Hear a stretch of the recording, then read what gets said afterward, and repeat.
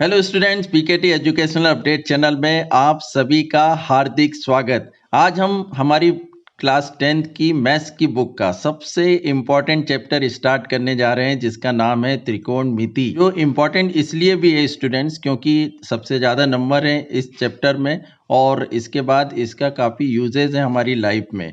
तो आगे आप इसको और बड़ी क्लासेस में डिटेल में पढ़ेंगे। तो स्टार्टिंग क्लास 10th में हुई है, पर एंड इसका कभी नहीं होता, चाहे कोई सा भी सब्जेक्ट लो। इसलिए इसका बेस समझना बहुत ज़रूरी है और बहुत ही सिंपल है, क्योंकि फार्मूले बेसिस है। और एक बार फार्मूले आपने याद कर लिए तो फिर सारे मैथ्स भी बहुत इजीली आप लोग कैलकुलेट कर लोगे और जितने ऑब्जेक्टिव आएंगे उनके आंसर भी दे दोगे। तो यहाँ पर हम मोस्टली स्टूडेंट इसका बेस समझ रहे हैं और सारे जितने ऑब्जेक्टिव आना है वो सब इस पार्ट में हम कवर कर रहे हैं। इसके बाद 3 नंबर और 4 नंबर के मैथ्स भी देखेंगे, क्योंकि फार्मूले समझना बहुत ज़रूरी है। उसके बाद मैथ्स तो बहुत ईजिली हो ही जाएंगे, क्योंकि पूरा जो त्रिकोणमिति है वो फार्मूले पे डिपेंड है।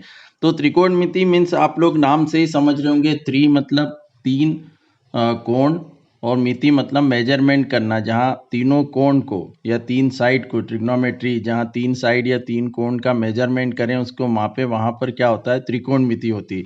तो यहाँ पर हम तीनों साइड से हमारे पास समकोण त्रिभुज की, तो हम इमेजिन करते हैं अभी हाइट डिस्टेंस में जो एप्लीकेशन आप ट्रिग्नोमेट्री है उस पार्ट में हम बहुत डिटेल में भी इसके यूजेस देखेंगे कि कहाँ कहाँ उपयोग होता है। परंतु यहाँ पर हम पूरी डिटेल में इसको समझें तो मैं सभी से रिक्वेस्ट करूँगा कि पूरे वीडियो को ध्यान से देखना, क्योंकि पूरा पार्ट हम इसमें कवर कर रहे हैं, हिंदी और इंग्लिश मीडियम दोनों स्टूडेंट्स। तो देखते हैं, यहाँ पर हम एक समकोण त्रिभुज लेंगे, राइट ट्रायंगल। और आपको पता ही है कि राइट ट्रायंगल में ये जो ढलान वाला हिस्सा होता है वो क्या होता है, हमारे पास कर्ण जो सीधे 90 डिग्री का होता है वो होता है हमारे पास लंब, और ये नीचे वाला जो बेस ये परपेंडिकुलर, इसको पी भी हम बोल सकते हैं। ये कर्ण एच, ये जो होता है हमारे नीचे आधार, जिसको बेस बोलते हैं ना, बी भी लिख सकते हैं इसको। इंग्लिश मीडियम के student perpendicular, base and hypotenuse लिखेंगे, और हिंदी मीडियम के लंब, आधार और कर्ण। तो इन भुजाओं को, जो 3 भुजा से बना हुआ त्रिभुज है, जो समकोण त्रिभुज हम ले रहे हैं, इनके भुजाओं के अनुपात से कुछ 6 ट्रिग्नोमेट्रिकल रेशियो निकल के आए, 6 त्रिकोणमिति अनुपात, जिनके नाम है साइन, कॉस, टेन, कॉसेक, सेक और कॉट। वैसे इनके नाम बहुत बड़े होते हैं, कोसाइन, टेंजेंट, पर शॉर्ट फॉर्म में हम इनको इस तरह बोलते हैं। और हिंदी में भी इनके नाम बहुत बड़े होते हैं, स्पर्जा कोण, कोसज्जा कोण। बट स्टूडेंट्स हमको इंग्लिश में ही देखना है, क्योंकि आगे जाके भी मोस्टली जो है इंग्लिश में ही इनका उपयोग होना है। तो यहाँ पर कुछ ये त्रिकोणमिति अनुपात है भुजाओं को लेके। जैसे आप देखोगे लंब और कर्ण का अनुपात हम करेंगे तो उसको साइन थीटा बोलते हैं। आधार और कर्ण का अनुपात हम लेंगे तो कॉस थीटा। लंब और आधार का अनुपात यदि लेते हैं तो उसको बोलेंगे टेन थीटा। थीटा यहाँ पे एंगल है, कोण है। कोण कोई सा भी हो सकता है, 30 अंश, 40 अंश, 45 अंश। अभी हम उसको थीटा से रिप्रेजेंट कर रहे हैं। तो ये हमारे फार्मूले बन गए। ऑलरेडी 6 फार्मूले हैं टोटल त्रिकोणमिति के, और यही आधार हैं, क्योंकि इन्हीं को याद कर लिया आपने तो सारे मैथ्स को बहुत अच्छे से, आसानी से आप लोग कैलकुलेट कर सकते हैं। तो साइन थीटा हो गया परपेंडिकुलर अपॉन हाइपोटेनियस या लंब बटे कर्ण। कॉस थीटा हो गया बेस अपॉन हाइपोटेनियस या आधार बटे कर्ण। टेन थीटा हो गया परपेंडिकुलर अपॉन बेस या लंब बटे आधार। कॉसेक थीटा जो साइन का अपोजिट होता है, साइन का उल्टा होता है, तो यहाँ पे P अपॉन एच है, तो यहाँ पे हो गया H अपॉन पी या कर्ण बटे लंब। शेक जो होता है वो कॉस का उल्टा होता है, इसलिए इसको लिख सकते हैं हम H अपॉन बी या कर्ण बटे आधार। और कॉट जो होता है वो टेन का उल्टा होता है, जिसको हम लिख सकते हैं बेस अपॉन परपेंडिकुलर या आधार बटे लंब। ये वैसे देखा जाए तो 6 त्रिकोणमिति अनुपात जरूर है, परंतु 3 ही मेन है, साइन, कॉस और टेन। और इनके फिर ये अपोजिट होते हैं, साइन का कॉसेक, कॉस का सेक एंड टेन का कॉट या कॉट का टेन, सेक का कॉस और कॉसेक का साइन। तो स्टूडेंट्स आप लोगों को शायद स्कूल में ही बताया हो या बहुत जगह आपने देखा होगा इनको याद करने की शॉर्टकट मेथड। एक बार मैं रिवाइज कर देता हूँ, यदि किसी को नहीं पता है तो वो इस टाइप में भी याद कर सकते हैं। पहले इंग्लिश मीडियम वाले स्टूडेंट देख लें और हिंदी मीडियम वाले भी इसको इसी तरह से याद कर सकते हैं। तो साइन कॉस टेन को बोलते हैं सोना चांदी तोल, और यहाँ पे हमको याद करना है तो हम कर सकते हैं पंडित बद्री प्रसाद हर हर बोल, हर हर बोल, इस तरह पंडित बद्री प्रसाद हर हर बोल है ना। इस तरह भी हम याद कर सकते हैं। और नीचे वाले यदि आपको याद करना है तो उसको भी इस तरह आप बोल सकते हो, हिंदुस्तान हरा भरा, पाकिस्तान भूखा प्यासा। जी हाँ स्टूडेंट्स, हालांकि ये तो खैर कॉमेडी की बात। और हिंदी मीडियम में भी यदि आपको याद करना है तो ये ट्रिक हम कर सकते हैं कि लल्लू राम के आम लंबे लंबे, काट काट के किए आधे। तो स्टूडेंट ये तो हुए बेसिक फार्मूले जो आप लोगों को याद रखना है। सारे त्रिकोणमिति में इनका काम आएगा, हमेशा आएगा, ये कभी चेंज नहीं होते, एक जैसे रहेंगे। और ये मैंने अपोजिट भी बता दिया। इसके बाद हम देखें बुक के अकॉर्डिंग कि जब हम एंगल बदलते हैं तो फार्मूले जनरली इस टाइप में होते हैं कि यदि हम एंगल ए को टारगेट कर रहे हैं तो इसके सामने की भुजा लंब होती है, जो सम्मुख भुजा कहाँ होगी, ये वाली सामने वाली, और इससे जो संलग्न भुजा होगी वो आधार होती है। वो कर्ण हमेशा एक ही रहेगा, जो ढलान वाला हिस्सा है। तो यदि कुछ मैथ जो स्टार्टिंग में 8.1 एक्सरसाइज में अलग अलग दिए हैं, जहाँ पे अलग अलग एंगल से हमको अनुपात निकालना पड़ता है, त्रिकोणमितीय अनुपात, तो वहाँ पर हम ये वाला फार्मूला अप्लाई करेंगे। पर आप चाहो तो ये भी डायरेक्ट लिख सकते हो, पर एंगल का ध्यान रखना है, उसके अकॉर्डिंग आपको सम्मुख और संलग्न भुजा लेना है, मतलब अपोजिट साइड्स एंड एडजेंट साइड जो इंग्लिश मीडियम वाले लिखेंगे।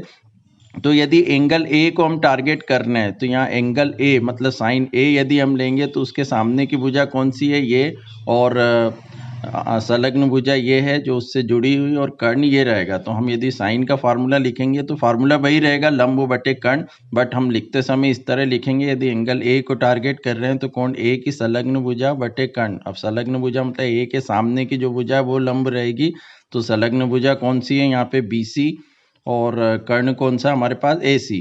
इसी तरह कॉस ए लेंगे तो कॉस ए का फार्मूला होता है आधार बटे कर्ण, मतलब संलग्न कोण ए की संलग्न भुजा बटे कर्ण, मतलब AB अपॉन AC।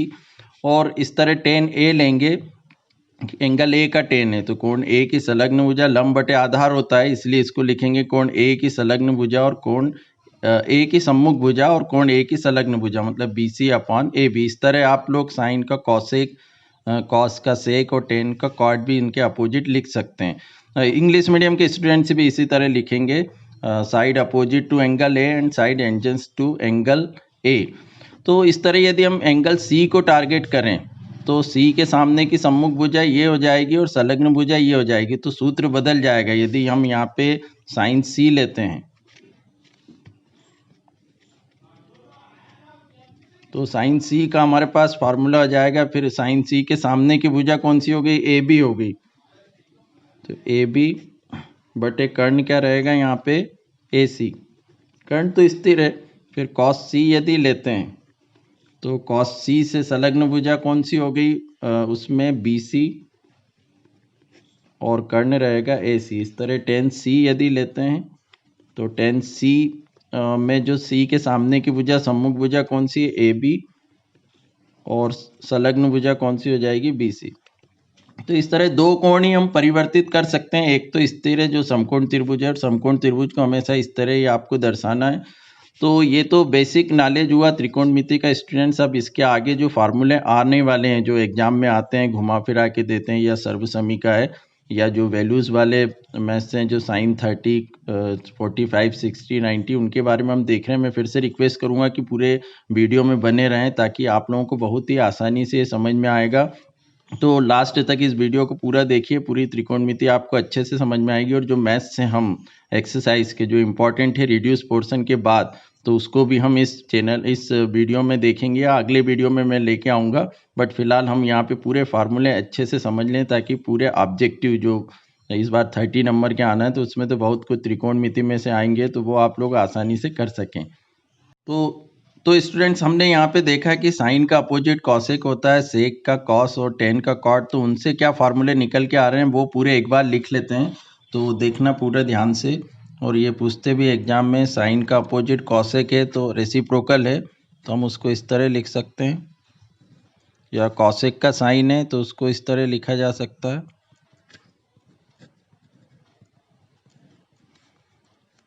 कॉस का सेक तो 1 upon sec theta, and sec का कॉस और sec theta is equal to 1 upon cos theta. इस तरह tan theta is equal to 1 upon cot theta, and cot theta is equal to 1 upon tan theta. तो ये सभी आपस में एक दूसरे के पूरक होते हैं, अपोजिट होते हैं। तो इस तरह ये हमारे पास फार्मूले भी बन गए। ये सभी एग्जाम में पूछते हैं तो बहुत अच्छे से करना है। इसके बाद स्टूडेंट्स कुछ और फार्मूले हैं वो मैं आपको बता दूं कि टेन थीटा बराबर sine theta upon cos theta भी होता है, और इसको हम सिद्ध भी कर सकते हैं हमारे लंब बटे कर्ण, और वो उस फार्मूले से जो साइड हमने अभी अनुपातिक ली थी। और कॉट थीटा होता है cos theta upon sine theta. तो ये दो फार्मूले और हमारे पास रहेंगे, इनको भी याद रखना। तो ये सभी फार्मूले मैं कवर कर रहा हूँ इस वीडियो में, तो पूरा ध्यान से आप लोग देखिएगा। इसके बाद हम देखें तो जो हमने अपोजिट लिए उनका मल्टीप्लाई 1 होता है, उनका प्रोडक्ट। जैसे sine theta into cosec theta is equal to 1, cos theta into sec theta is equal to 1, and tan theta into cot theta is equal to 1। अब स्टूडेंट्स यहाँ पे थीटा की जगह पर, इसकी थीटा की प्लेस पे कुछ भी एंगल आ सकता है। यहाँ पे ये भी हो सकता है साइन 30 इंटू कोसेक 30, तो भी हम 1 लिखेंगे। कॉस 45 इंटू सेक 45, तो भी 1। थीटा की जगह यदि ए है, sine A into cosec A, तो भी 1। तो ये थीटा जो है एंगल, ये चेंज हो सकता है। सी भी आ सकता है, 30, 45, 15, 16, जो डिग्री हो कुछ भी दे सकते हैं, पर फार्मूले नहीं बदलेंगे। यहाँ भी सब दूर, तो फार्मूले सेम रहेंगे। 10 45 इंटू कॉट 45 भी 1 होगा। तो जो अपोजिट है उनका प्रोडक्ट 1 होता है, ये हम सिद्ध भी कर सकते हैं। पर फिलहाल ये सभी फार्मूले एक बार आप लोगों ने नोट कर भी लिए होंगे, स्कूल में लिखवाए होंगे, बुक में भी हैं, परंतु बहुत ही अच्छे से आप कर लें अपन। और इसके आगे देखेंगे कि किस तरह इनको घुमा के एग्जाम में दिया जाता है या अलग ढंग से पूछा जाता है, तो वो भी हम देखने वाले हैं। बेसिक फार्मूले ये हैं। इसके बाद स्टूडेंट्स हम आते हैं त्रिकोणमिति टेबल पर, जो काफ़ी इंपॉर्टेंट है। और हमारे 9 चैप्टर में 8.2 एक्सरसाइज पूरी इस त्रिकोणमिति टेबल पर है। और जो 9 चैप्टर है उसमें भी जो ऊंचाई दूरी से रिलेटेड मैथ्स है, वहाँ पे भी हमको इस त्रिकोणमिति टेबल की ज़रूरत पड़ेगी। हालांकि ये जो वैल्यूज़ हैं, अभी 10th में हमको 0 से 90 तक पढ़ना है, बट 11th में यदि आप मैथ साइंस लेते हो तो ये 360 तक वैल्यू जाएगी। पर बेस यही है, बेसिक जो वैल्यूज़ हैं, जो सारी वैल्यूज़ होती हैं वो यही हैं। इन्हीं को फिर उसमें अपोजिट करके दर्शाया जाता है, इन्हीं से निकाला जाता है। तो मेन तो स्टूडेंट को जो फार्मूले अभी हमने लिखे थे उनको एक बार सिद्ध करके भी देख लें। जैसे टेन थीटा बराबर हमने लिखा था साइन थीटा बटे कॉस थीटा, या कॉट थीटा हमने लिखा था कॉस अपॉन साइन थीटा। तो ये किस तरह हम लिख सकते हैं? देखो यहाँ पे हमारे पास साइन का फार्मूला लंब बटे कर्ण, तो पी अपॉन एच, और कॉस का फार्मूला क्या हमारे पास बी अपॉन एच, ये बी अपॉन एच। अब ये भाग में है, इसको हम गुणे में चेंज करेंगे तो क्या होगा? मल्टीप्लाई में चेंज करने पे पी अपॉन एच इंटू ये पलट जाएगी नीचे वाली संख्या, तो ये आ जाएगी हमारे पास एच अपॉन बी। तो एच से एच कैंसिल, हमारे पास जो आंसर आया वो है पी अपॉन बी, जो कि क्या होता है टेन थीटा। देखो पी अपॉन बी, इसलिए हम जो है वो टेन थीटा को साइन अपॉन कॉस लिख सकते हैं। इस तरह हमने एक फार्मूला अभी देखा था कि sign theta into cosec theta, इसको हम 1 लिख रहे थे। इस तरह 3 फार्मूले देखे थे। तो यहाँ पे भी हम देखो इसको प्रूव कर सकते हैं। साइन थीटा इंटू कॉसेक का फार्मूला होता है 1 अपॉन साइन थीटा। तो ये साइन से साइन कैंसिल, तो क्या आ गया यहाँ पे आंसर 1। ये RHS आ गया यदि LHS लेके चलते हैं। या फिर हम ये वाले सूत्र भी लग सकते हैं कि साइन बराबर होता है P अपॉन एच, और कॉसेक होता है H अपॉन P। तो ये P से P कैंसिल, S से H भी कैंसिल, तो यहाँ पे कितना बचा? 1। तो इस तरह ये फार्मूले सब एक दूसरे से रिलेटेड हैं, अच्छे से आप लोग याद कर लीजिएगा। इसके बाद मैं कुछ बेसिक फार्मूले बता रहा हूँ स्टूडेंट, जो अभी हम टेबल बनाएंगे तो उसमें आप लोगों को काम आएगा। कभी भी हम किसी भी नंबर का अंश यदि शून्य है और नीचे कोई भी संख्या है, तो हमेशा जो उत्तर है हमारा, जो आंसर है वो क्या आएगा? 0। पर यदि किसी के हर में यदि डिनोमिनेटर में 0 आता है तो वो नॉट डिफाइन की कंडीशंस होती है। इसको हम डिफाइन नहीं कर सकते, या उसको हम इनफाइनाइट बोलते हैं, या इसको एक सिंबल है इनफाइनाइट का। इस तरह ये डमरू टाइप में भी हम इसको शो कर सकते हैं। तो यदि किसी भी नंबर के अपॉन में, कितने बड़े नंबर हो, कोई भी नंबर हो, यदि हर हमारा 0 आ रहा है तो उसका आंसर कितना आएगा? नॉट डिफाइंड या इनफाइनाइट, या इस तरह भी हम रिप्रेजेंट कर सकते हैं। तो उसी को लेते हुए हम जो है वो हमारे यहाँ पे त्रिकोणमिति जो अनुपात है, जो टेबल है, यहाँ पे 0 डिग्री, 30, 45, 60 और 90 की वैल्यू जो है ऑब्जेक्टिव में भी आती है, मैथ्स में भी काम आती है। तो ये टेबल बनाना आपको आना चाहिए ताकि आप एग्जाम में रफ में इसको प्रॉपर ड्रा कर लें। याद कर लें तो बहुत अच्छा है, याद हो ही जाएगा। याद करने की बहुत सरल टेक्निक है। आप जितने ज़्यादा मैथ्स रिवाइज करोगे, जितनी ज़्यादा प्रैक्टिस करोगे, उतने अच्छे से ये पूरे फार्मूले आपको याद हो जाएंगे। आप बिना टेबल बनाए भी डायरेक्ट बोल सकते हो। पर यदि हम इनको देखें कि टेबल किस तरह बनाना है और यदि हम भूलते हैं अभी, तो रफ में एग्जाम में पीछे आप सबसे पीछे वाले पेज पे जहाँ रफ वर्क करते हैं वहाँ पर इसको बना के रख सकते हैं, क्योंकि ऑब्जेक्टिव डेफिनेटली ऑब्जेक्टिव इससे आना है और मैथ्स भी आना है। तो किस तरह हम करेंगे, तो यहाँ पे 0, 30, 45, 60, 90। तो मैं एक टेक्निक बता रहा हूँ। इस टेक्निक से यदि आपको कोई सी वैल्यू याद नहीं है तो आप किस तरह इसको एग्जाम में रफ में बना सकते हो और याद कर सकते हो। तो सबसे पहले स्टूडेंट्स यहाँ पे हम काउंटिंग लिखें, 0, 1, 2, 3, 4। इस तरह हम काउंटिंग लिखें, 0, 1, 2, 3, 4। इसके बाद सभी को जो है वो 4 से डिवाइड कर लें। यदि आपको याद नहीं होता है तो पूरा टेबल किस तरह याद करना है वो मैं बता रहा हूँ। यहाँ पे हमने एक एंगल ए ले लिया, बाकी इसका मान जो होगा sin 0, sin 30 इस तरह रहेगा। तो यहाँ काउंटिंग लिखते हैं, 0, 1, 2, 3, 4। इसके बाद सबको 4 से डिवाइड कर लो इस तरह।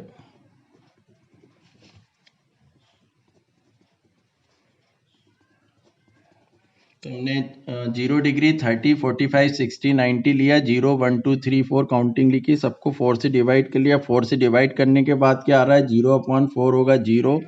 ये तो 1/4 ही रहेगा, ये कैंसिल कर लें। 1/2, यहाँ 3/4, यहाँ 4 और 4 कैंसिल हो गया, कितना आ गया 1। तो ये नंबर हमारे पास यहाँ पे आए हैं। पहले क्या लिखा हमने, 0, 1, 2, 3, 4, सबको 4 से डिवाइड किया, फिर ये नंबर आए कैंसिल करने के बाद, 0, 1/4, 1/2, 3/4, 1। अब इनका सबका हम स्क्वायर रूट ले रहे हैं, तो देखना, square root 0, square root 1/4, square root 1/2, square root 3/4 and square root 1।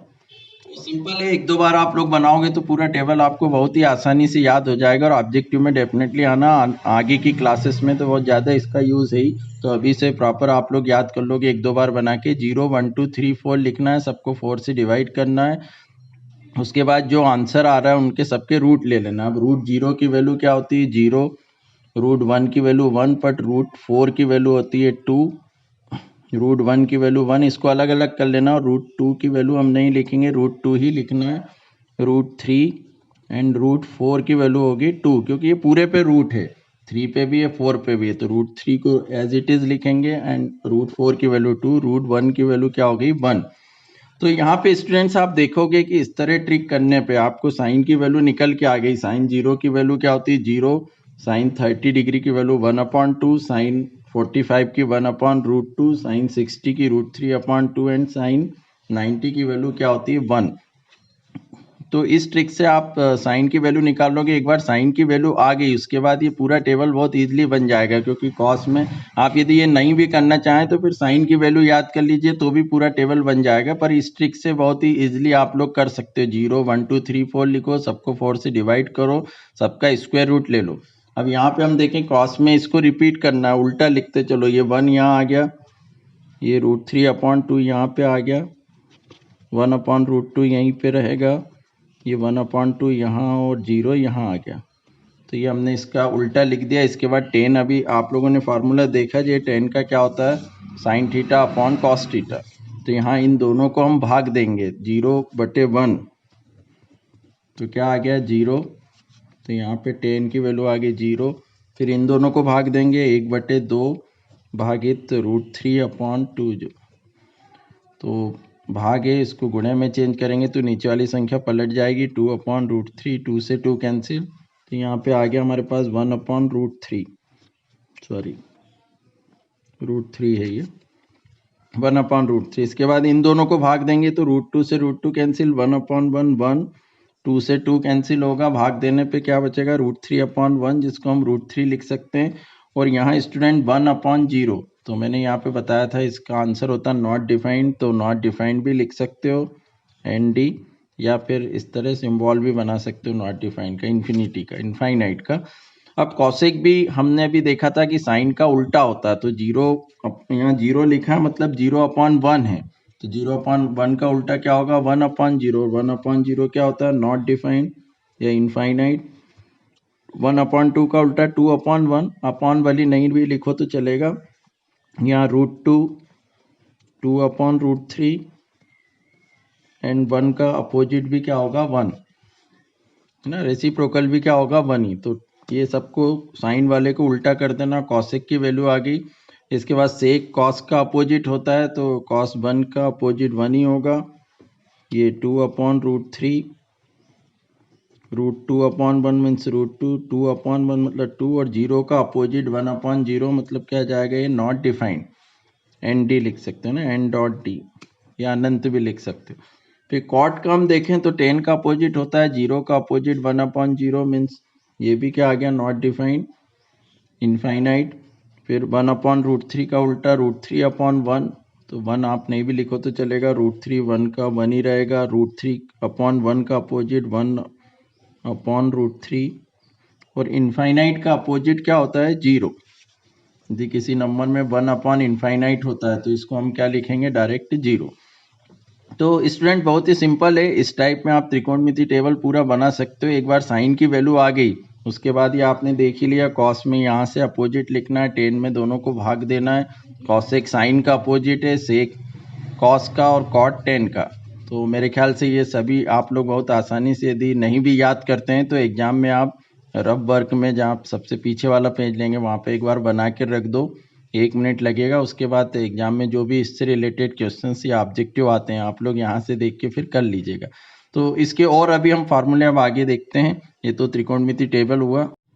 तो स्टूडेंट्स अगला जो हमारा इंपॉर्टेंट पार्ट है वो त्रिकोणमिति सर्व समीका। ये 3 सर्व समीका होती है जो वेरी वेरी मोस्ट इंपॉर्टेंट है, तीनों सिद्ध करने के लिए भी आ जाती है एग्जाम में, और इनसे रिलेटेड जो ऑब्जेक्टिव बनते हैं वो भी हमेशा पूछे जाते हैं। तो 3 कौन कौन सी देखते हैं। सबसे पहले है sine square theta plus cos square theta is equal to 1। इसको अपोजिट भी लिख सकते हैं, cos square theta plus sine square theta is equal to 1। Plus में आप ऑर्डर चेंज कर सकते हो। दूसरा है हमारे पास 1 plus tan square theta is equal to sec square theta, और जो थर्ड आइडेंटिटी है हमारे पास वो है 1 plus cot square theta is equal to cosec square theta. तो स्टूडेंट्स ये 3 सबसे महत्वपूर्ण सर्व समीका है जो अभी 8.4 में भी यूज़ होती है, आप लोगों ने देखा ही होगा। और इसको पक्षांतर करके बहुत से फार्मूले भी बनेंगे, वो भी हम देखते हैं। ये भी सिद्ध करने के लिए आना है 3 नंबर में या 4 नंबर में भी दे सकते हैं, हर साल एमपी बोर्ड देता है। तो हम एक सर्व समीका सिद्ध करके यहाँ देखेंगे, उसके बाद आप उसी के टाइप में दोनों को कर सकते हो। तो सबसे पहले हम देख रहे हैं सिद्ध करना है सर्व समीका sine square theta plus cos square theta is equal to 1। तो इसको किस तरह करेंगे देखते हैं। एक समकोण त्रिभुज बनाते हैं। ये एग्जाम में आप लोग स्केल पेंसिल से बनाइएगा। यहाँ थीटा एंगल है, ए भी हो सकता है, sine square A plus cos square A is equal to 1, वो कोई बात नहीं है। एंगल चेंज हो सकते हैं, सी भी दे सकते हैं, अल्फा बीटा कुछ भी हो सकता है। तो ये हमने अभी यहाँ पे थीटा सपोज कर लिया। न्यूनकोण है, 2 न्यूनकोण है, एक समकोण त्रिभुज है हमारे पास। तो ये समकोण त्रिभुज लिया, पेंसिल और स्केल से आप लोग बनाइएगा। यहाँ पे हम देखें कि जो पहली सर्व समीका हमको सिद्ध करना है, sine square theta plus cos square theta is equal to 1। तो यहाँ इसको टारगेट करना है। इसमें हमको किसकी जरूरत है, साइन और कॉस की। जब दूसरी सर्व समीका करेंगे तो हमको कौन से अनुपात लिखना है, टेन और सेक के। और जब तीसरी करेंगे तो कॉट और कॉसेक को हमको लिखना है। तो यहाँ पे हम साइन की वैल्यू लिखें तो साइन थीटा क्या होता है हमारे पास, लंब बटे कर्ण, मतलब परपेंडिकुलर अपॉन हाइपोटेनियस, या लंब बटे कर्ण। हिंदी मीडियम के स्टूडेंट्स भी परपेंडिकुलर अपॉन हाइपोटेनियस लिख सकते हैं, कोई प्रॉब्लम नहीं है। लंब ये परपेंडिकुलर क्या हमारे पास ए बी, अपॉन कर्ण क्या है ए सी, और कॉस थीटा की फिर हमको जरूरत पड़ेगी। तो कॉस थीटा क्या होता है हमारे पास, आधार बटे कर्ण,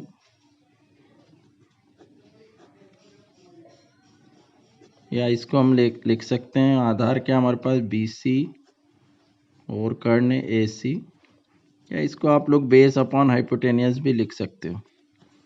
ना। तो ये तो हमने जो सर्वसमी का हमको सिद्ध करना है, ऐसे एग्जाम में क्वेश्चन आएगा सर्वसमी का सिद्ध कीजिए sine square theta plus cos square theta is equal to 1, या सिद्ध कीजिए सर्वसमी का।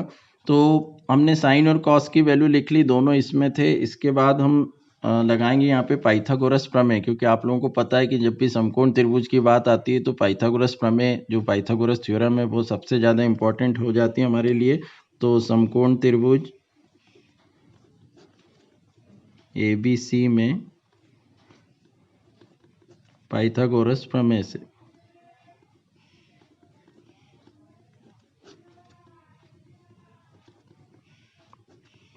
इंग्लिश मीडियम के स्टूडेंट लिख लेंगे बाय पाइथागोरस थ्योरम।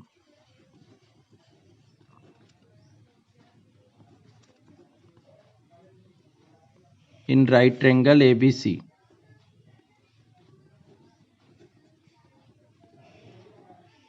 तो in right triangle ABC by Pythagoras theorem क्या होती है हमारी पाइथागोरस थ्योरम?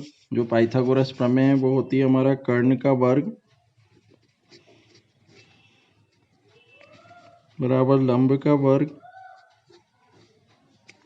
धन आधार का वर्ग, या आप इंग्लिश मीडियम के स्टूडेंट्स लिख लेना h square is equal to p square plus b square. But हमको यहाँ पे साइड लिखना है, जो हमारा h जो कर्ण है वो क्या है हमारे पास डायग्राम में AC, तो यहाँ हम लिखेंगे AC का वर्ग, परपेंडिकुलर क्या हमारे पास AB का वर्ग, और बेस जो आधार है वो क्या हमारे पास BC, तो ये लिखेंगे BC का वर्ग। अब स्टूडेंट्स तीनों सर्वसमीका में ये पाइथागोरस प्रमेय यदि इस टाइप का डायग्राम बनाते हैं तो यहाँ तक तो तीनों सर्वसमीका में यही करना है। इसके बाद हम टारगेट करेंगे यहाँ पे, क्योंकि हमको साइन और कॉस प्रूव करना है 1, और यहाँ दूसरे उसमें जब आप लोगे तो टेन और सेक को लेना है, और तीसरे में कॉट और कॉसेक को।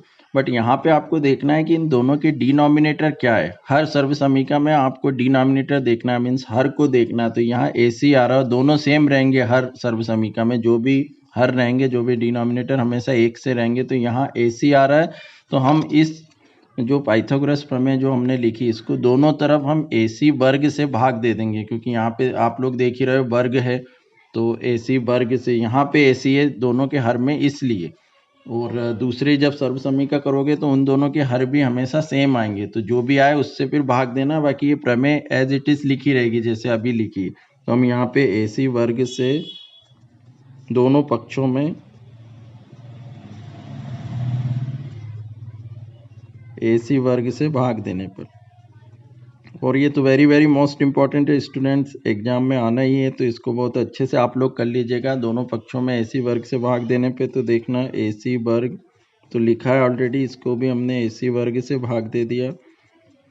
यहाँ भी AB वर्ग लिखा है, ये भी AC वर्ग से भाग दिया, प्लस BC वर्ग अपॉन क्या आ गया ये AC वर्ग।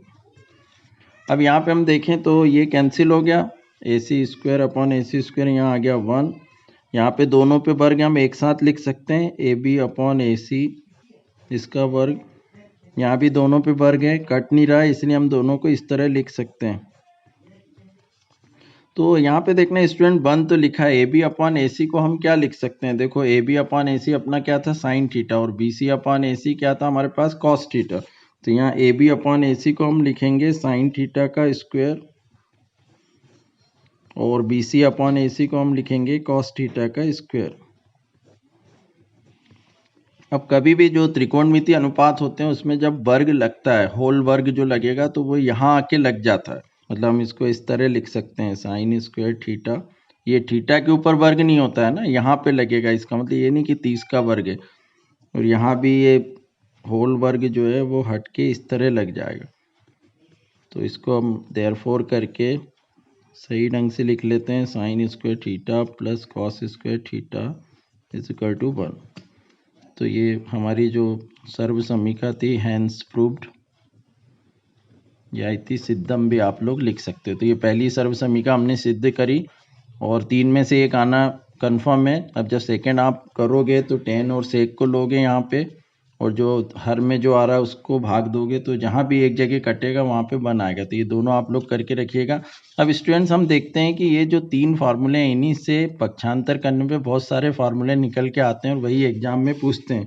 तो क्या कौन कौन से रहेंगे वो देख लें। पहले तो हम देख लें कि यदि साइन स्क्वायर थीटा, तो थीटा की जगह यदि 30 डिग्री भी देते हैं, इस तरह घुमा के भी दे देते हैं, और कॉस स्क्वायर 30, तो भी हमारा आंसर हम डायरेक्ट क्या लिखेंगे 1, क्योंकि यहाँ जो दोनों जो कोण है वो सेम होना चाहिए। तो हम इस फार्मूले को बिलोंग करेंगे। थीटा की जगह पे कुछ भी हो सकता है, अल्फा भी हो गया, sine square alpha plus cos square alpha, तो भी 1 है। 30 की जगह 15 डिग्री भी हो सकता है, 40 भी हो सकता है, 45, जो भी डिग्री हो, यदि दोनों सेम है तो हम डायरेक्ट क्या लिख देंगे 1। यहाँ भी इस तरह यदि होता है तो ये फार्मूले अप्लाई होंगे। तो हमारे पास जो 3 सर्वसमीका हमने सिद्ध करी, अभी आप लोग बाकी 2 कर ही लोगे, तो उनके फार्मूले जो हैं उससे पक्षांतर करके और फार्मूले निकलते हैं जो अभी हमको मैथ्स करने में भी काम आते हैं और ऑब्जेक्टिव में भी मोस्टली पूछते ही हैं। तो sine square theta plus cos square theta 1 होती है, इसको पक्षांतर करेंगे तो sine square theta is equal to 1 minus cos square theta. ये हमारा एक फार्मूला बन गया जो सबसे ज़्यादा एग्जाम में ऑब्जेक्टिव में पूछ लेते हैं। यहाँ से यदि हम वर्ग हटाते हैं तो इधर आके स्क्वायर रूट लग जाएगा, तो ये हो जाएगा साइन थीटा बराबर square root 1 minus cos square theta. तो ये कई बार खालिस्तान में ये दे देते हैं, या सही गलत में या जो जोड़ी जमा उसमें भी दे देते हैं square root 1 minus cos square theta, तो बच्चे साइन स्क्वायर थीटा लिख देते हैं, जबकि क्या लिखना है साइन थीटा, क्योंकि स्क्वायर इधर आके स्क्वायर रूट लग गया। इसके बाद इसको पक्षांतर करें तो क्या हो जाएगा, cos square theta is equal to 1 minus sine square theta. यहाँ भी यदि स्क्वायर हटाते हैं तो ये जाके लग गया आपके पास root 1 minus sine square theta, और यहाँ पे बचा कॉस थीटा। तो इस तरह ये एक सर्वसमीका से आप पक्षांतर करके इस तरह फार्मूले बना सकते हैं। अब इसके बाद जो दूसरी सर्वसमीका उसको देखते हैं, 1 plus tan square theta is equal to sec square theta. या तो डायरेक्ट यही पूछ लेते हैं तो आप लोग डायरेक्ट लिख ही दोगे, या फिर पक्षांतर करेंगे तो ये क्या हो जाएगा, tan square theta is equal to sec square theta minus 1, या यहाँ से वर्ग हटाओगे तो ये आ जाएगा sec square theta minus 1 is equal to tan theta. या इसको उधर पक्षांतर करोगे तो sec square theta minus tan square theta is equal to 1। ये भी बहुत बार आ चुका है एग्जाम में, तो इसको भी आप लोग ध्यान रखना। तो इस तरह ये पक्षांतर करके हम अलग अलग जो है वो इसमें सर्वसमीका बना सकते हैं। इसके बाद थर्ड जो हमारी वो कौन सी है, 1 plus cot square theta is equal to cosec square theta. तो इसको भी पक्षांतर करेंगे तो क्या होगा, cosec square theta minus 1 is equal to cot square theta, या ये स्क्वायर आके इधर लगेगा तो 1 cosec square theta minus 1 is equal to cot theta, ये वर्ग यहाँ से हट जाएगा। और एक हम ये भी बना सकते हैं, cosec square theta minus cot square theta is equal to 1। तो इस तरह और पक्षांतर करके हम इसको कन्वर्ट कर सकते हैं। यहाँ का ये भी वर्ग हटाएंगे तो यहाँ पे रूट लग जाएगा, यहाँ पे भी यदि हटाते हैं तो यहाँ पे रूट लग जाएगा। तो ये सर्वसमीका जो 3 थी उसके पक्षांतर करने पे स्टूडेंट्स और हमारे पास ये कुछ फार्मूले निकल के आए जो हमेशा एग्जाम में पूछते हैं, और अभी 8.4 एक्सरसाइज में इन्हीं फार्मूलों का हमारा जो है वो यूज़ भी होगा। तो आप लोग प्रॉपर ये सभी फार्मूले मैंने कर लिए। साइन 90 माइनस थीटा वाले और होते हैं, बट वो पोर्शन इस बार रिड्यूस हो गया है तो हम उनको नहीं कर रहे हैं। बाकी वो भी सब सिंपल थे, साइन का cos 90 minus theta sine theta, पर अभी हम उसको डिस्कस नहीं कर रहे हैं क्योंकि इस साल के लिए जो फार्मूले हमारे लिए इंपॉर्टेंट है वो ये सब हैं। तो पूरे फार्मूले मैंने इस पार्ट में कवर कर लिए हैं, सारे ऑब्जेक्टिव इसके बाहर आना नहीं है। अब जो जो अभी तक ऑब्जेक्टिव पूछे गए हैं या किस तरह थोड़ा सा घुमा के पूछ लेते हैं वो हम और डिस्कस कर लेते हैं। उसके बाद फिर नेक्स्ट पार्ट में मैं जो प्रॉब्लम्स है आप लोगों की, बहुत से स्टूडेंट्स ने बताया कि 8.1 और 8.4 में प्रॉब्लम्स आ रही है, 9 चैप्टर में प्रॉब्लम आ रही है, तो उसका वीडियो भी मैं लेकर आऊँगा। तो अब हम देखते हैं कि किस तरह अभी तक के एग्जाम में इन्हीं सर्वसमीका से किस टाइप में ऑब्जेक्टिव को थोड़ा सा घुमा के पूछा गया। बाकी तो पूरा इंपॉर्टेंट पार्ट मैंने ले ही लिया है, तो उसमें और हम देख लेते हैं। तो स्टूडेंट वैसे तो हमने सारे फार्मूले और सभी सर्वसमीका जो है इंपॉर्टेंट पढ़ लिए, इसी में से सारे जो ऑब्जेक्टिव आते हैं एग्जाम में, और इन्हीं का हमको अभी मैथ्स में भी काम रहेगा। पर फिर भी जो अभी तक एग्जाम में पूछे हैं उनसे रिलेटेड मैं जो भी आए हैं हमारे पास ऑब्जेक्टिव में वो मैं बता देता हूँ। जैसे ये 9 सेक स्क्वायर ए माइनस 9 10 स्क्वायर ए, और यहाँ पे आप देखो 9 कॉमन आ रहा है, उभयनिष्ठ है, अंदर क्या बचा sec square A minus 10 square A. अब अभी हमने आइडेंटिटी देखी थी sec square A minus 10 square A, तो आप देखेंगे कि ये sec square A minus 10 square A मैंने यहाँ पे लिखी भी थी, ये देखना आप, sec square theta minus 10 square theta कितना होता है 1 होता है। अब थीटा की प्लेस पे कुछ भी आ जाए, नंबर भी यदि आ जाते हैं कोई डिग्री के तो भी चलेंगे, तो यहाँ सेक स्क्वायर ए माइनस 10 स्क्वायर ए की जगह क्या लिखेंगे 1, तो हमारा आंसर कितना आया 9।